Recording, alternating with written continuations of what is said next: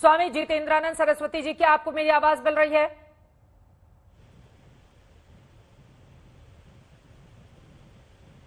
उनको आवाज नहीं जा रही है, जल्दी से दुरुस्त किया जाए। सीधे मैं समाजवादी पार्टी के प्रवक्ता के पास जाना चाहूंगी। सुनील सिंह जी, अब तो मोहब्बत का पैगाम भेजा है ना मोहन भागवत जी ने, तो कम से कम उसे तो स्वीकार करना चाहिए जिन लोगों को भेजा है उन्होंने। नहीं, ठीक बात है। और अगर कोई भाईचारे की बात कर रहा है, कोई अच्छी बात कर रहा है, तो उसको हमको, आपको, सबको मिलकर स्वीकार करना चाहिए, किसी को कोई आपत्ति नहीं होनी चाहिए। लेकिन सवाल ये है कि जो बात मोहन भागवत जी ने कही है, ये बात देश के प्रधानमंत्री जी क्यों नहीं कह रहे हैं? जो सरकार में बैठे लोग हैं वो क्यों नहीं कह रहे हैं? कहना चाहिए। और ये सच है कि अब मंदिर मस्जिद की झगड़े से हट करके इस देश में अस्पताल कैसे अच्छे हों, स्कूल कैसे अच्छे हों, भाईचारा कैसे बना रहे। ठीक है, भारतीय जनता पार्टी राष्ट्र की बात करती है, लेकिन उस राष्ट्र निर्माण में किसी एक व्यक्ति, एक समुदाय का योगदान नहीं है, सबका योगदान है। वो हिंदू हो, मुसलमान हो, सिख हो, ईसाई हो, बड़ा आदमी हो, गरीब हो, गांव का हो, शहर का हो, लेखक हो, वकील हो, पत्रकार हो, किसी भी वर्ग से है, तब राष्ट्र निर्माण होता है। आप केवल मंदिर मस्जिद में उलझा करके इस देश की जो मूल समस्या है, रुपया गिरता जा रहा, उस पर कोई बहस नहीं हो रही है। बेरोजगारी बढ़ती जा रही है, उस पर कोई बहस नहीं हो रही। सुधांशु भाई हैं, बीजेपी के बड़े नेता हैं, राज्यसभा के माननीय सदस्य हैं। क्या आपने कभी राज्यसभा में चिंता व्यक्त की, किसी डिबेट में चिंता व्यक्त की कि रुपया गिर रहा है, बेरोजगारी बढ़ रही है? और आप जिस हिंदू की तरक्की की बात करते हैं, चलिए हम मानते हैं कि आप हिंदू की बात करते हैं, उस हिंदू में कभी पिछड़े और दलितों पर भी ध्यान देते हैं? जब पिछड़े और दलितों को बारात में घोड़े पे नहीं चढ़ने दिया जाता है, तब आवाज कभी उठाई? जब दूल्हा दुल्हन मंदिर जाते हैं और पुजारी भगा देता है, तब आपने आवाज उठाई? तो आप सबके लिए लड़ाई। सुधांशु जी, और जवाब दीजिए इस पर। ठीक है, जवाब सुन लेते हैं। आपने सुधांशु जी से एक के बाद एक कई सिलसिलेवार तरीके से जवाब चाहा है। सुधांशु जी, इसके साथ ही एक सवाल मैं भी जोड़ देती हूं। यहां पर असदुद्दीन ओवैसी सामने आते हैं और उनकी ओर से यह कहा जाता है कि दरअसल जिस तरह से बाबरी विध्वंस हुआ, क्या ज्ञानवापी मामले में भी कुछ ऐसी ही रणनीति बनाई जाएगी? सुनील जी, इस सवाल पर भी आपका जवाब सुधांशु जी। निर्माण में सबका योगदान है। मैं सुनील जी याद दिलाना चाहता हूं, आपके ही नेता अखिलेश यादव जी ने क्या बोला था?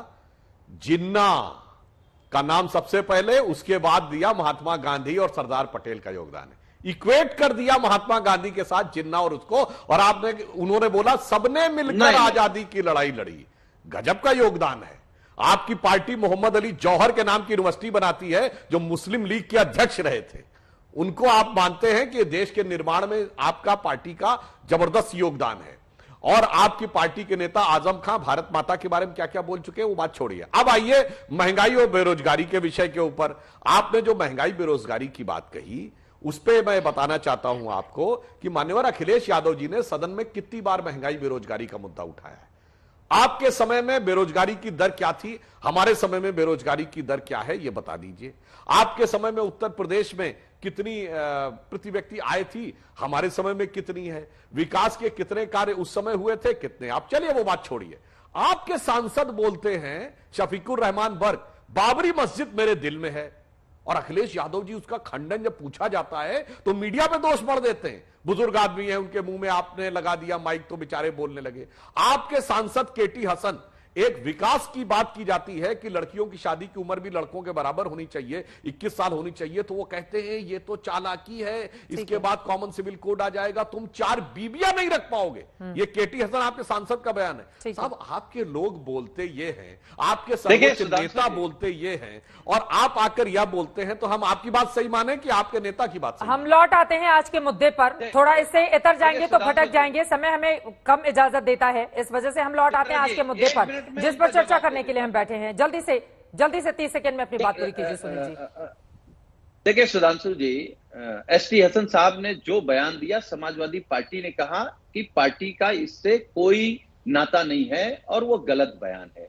आप इसलिए हमारे किसी सवाल का जवाब नहीं दे रहे हैं। राष्ट्र निर्माण पे आप इसलिए भाग रहे हैं, आजादी की लड़ाई पर आप इसलिए नहीं बात करना चाहते कि आपके वैचारिक जो पुरखे हैं वो अंग्रेजों के साथ थे, वो क्रांतिकारियों की मुखबिरी करने में व्यस्त थे। आप किनको आइडियल मानते हैं? आप बताइए। आप नाथूराम गोडसे को आइडियल मानते हैं? आप इस अंग्रेजों से माफी मांगने वालों को आइडियल मानते हैं? किसको आइडियल मानते हैं?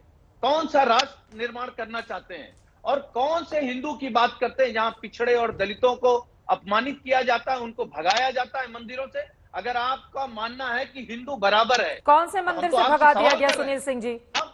किसने भगाया? उसके खिलाफ तो कार्रवाई सुनिए ना सुनील सिंह जी, कौन से मंदिर से भगाया गया है? जिसने भगाया उसके खिलाफ तो बड़ी कार्रवाई होनी चाहिए। किस मंदिर से पिछड़ों को भगाया गया? बेवजह की बात मत करिए। मगर दलितों को दौड़ा दौड़ा के मारा गया जातिवाचक संबोधन के साथ स्टेट गेस्ट हाउस कांड में बहुजन समाज पार्टी के विधायकों को और मायावती को, यह मायावती का दिया गया बयान है आपके खिलाफ। कि आप पिछड़े और दलितों को अरे आपने तो जान से मारने की कोशिश की है भाई। अरे सुनील सिंह जी, अभी आपने कहा कि पिछड़े और दलितों को मंदिरों से भगाया गया, अभी आप कह रहे हैं कि आप में इतनी हिम्मत नहीं है कि भगाया जाए। दो तरफा बातें क्यों कर रहे हैं सुनील सिंह जी? पुजारी हो सकते हैं, आप स्वीकार करिए। क्यों भागते हैं आप? क्यों भाग रहे हैं आप? अरे हिंदू को हिंदू मानो ना, क्यों अछूत मानते हो? क्यों छोटा मानते हो? सुधांशु त्रिवेदी जी मानते हो? वो कह रहे हैं कि पिछड़ों को, दलितों को अछूत क्यों मानते हो? बिल्कुल सही कहा। ये सवाल पूछ रहे हैं वो। कौन अछूत मान रहा? अछूत इन्होंने माना है। बहुजन समाज पार्टी का 1995, आज 4 जून का दिन है चित्रा जी।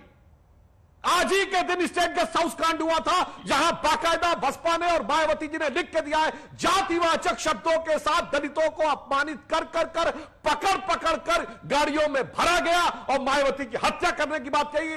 सुनील जी, यह हवा में दिया गया बयान नहीं है, कोर्ट में दिया गया हलफनामा है। यह बताइए, शेड्यूल कास्ट का आरक्षण में रिजर्वेशन इन प्रमोशन किसने खत्म किया? आपकी सरकार ने खत्म किया। और जहां तक पुजारियों की बात है, आपको पता नहीं है कि भारत में 5000 मंदिर ऐसे हैं जहां पर लगभग दलित पुजारी है। ठीक है, अब बताइए। सुन लीजिए। मेरे पहले इसका जवाब दीजिए। आज 4 जून है, 4 जून 1995 को दलितों को अपमानित करते हुए उनको जान से मारने की कोशिश आपकी पार्टी ने की थी कि नहीं? फिर भागिएगा नहीं। प्रधानमंत्री जी जा सकते हैं